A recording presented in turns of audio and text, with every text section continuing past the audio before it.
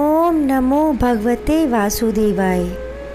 कहते हैं श्रीमद् भगवद गीता में हर समस्या का हल है। हिंदू धर्म के पवित्र ग्रंथों में से एक श्रीमद् भगवद गीता जी में कुल 18 अध्याय हैं।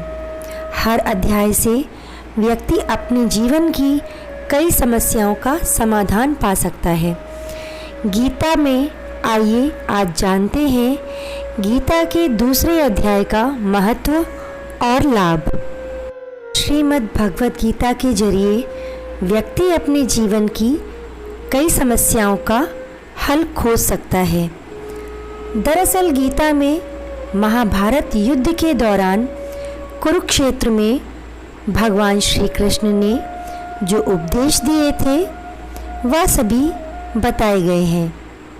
श्रीमद् भगवद गीता पवित्र ग्रंथों में से एक है। गीता में ज्ञान, भक्ति और कर्म योग को बहुत ही अच्छे ढंग से समझाया गया है। तो आइए जानते हैं गीता के दूसरे अध्याय का महत्व और लाभ। श्री नारायण जी बोले, हे लक्ष्मी, दक्षिण देश में एक पूर्ण नाम नगर है। वहाँ एक देव सुशर्मा बड़ा धनवान रहता है। वह साधु सेवा करता था।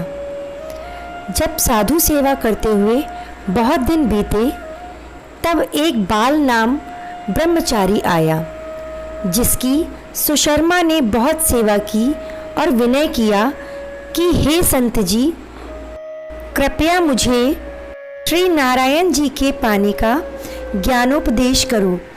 तब ब्रह्मचारी बोले, मैं तुझे गीता के दूसरे अध्याय का पाठ सुनाता हूँ। देव सुशर्मा ने कहा कि गीता जी के दूसरे अध्याय को सुनने से कोई आगे भी मुक्त हुआ है?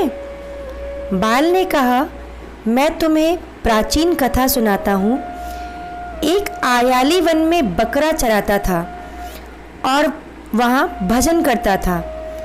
एक दिन रात के समय आयाली बकरी लेकर घर को चला। मार्ग में एक सिंह बैठा था। एक बकरी सबसे आगे आती देखकर सिंह भाग गया। तब आयाली ये देखकर बड़ा आश्चर्यचकित हुआ और मैं भी वहाँ आ खड़ा हुआ।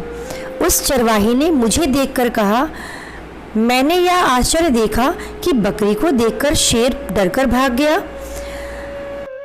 अतः तुम त्रिकालज्ञ हो, यह वृतांत मुझे सुनाओ। संत ने कहा, हे अयाली, मैं तुझे एक पिछली वार्ता सुनाता हूँ। यह बकरी पिछले जन्म में डायन थी। जब उसका पति मर गया तब यह बड़ी डायन हो गई।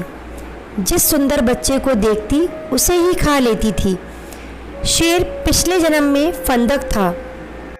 वह पक्षी पकड़ने के लिए जंगल में गया। ये डायन भी वहाँ पहुँच गई। डायन ने उस फंदक को खा लिया। अब यह फंदक शेर बन गया है। इसलिए बकरी को देखकर उसे लगा कि वह अब भी मुझे खाने आ रही है। तब अयाली ने कहा कि मैं पिछले जन्म में क्या था?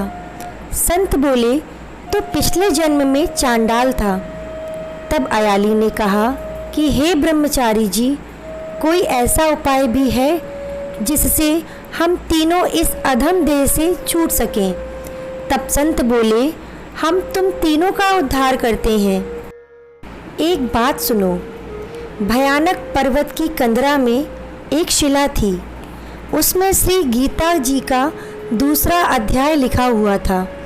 मैंने उन अक्षरों को उस शिला पर देखा था।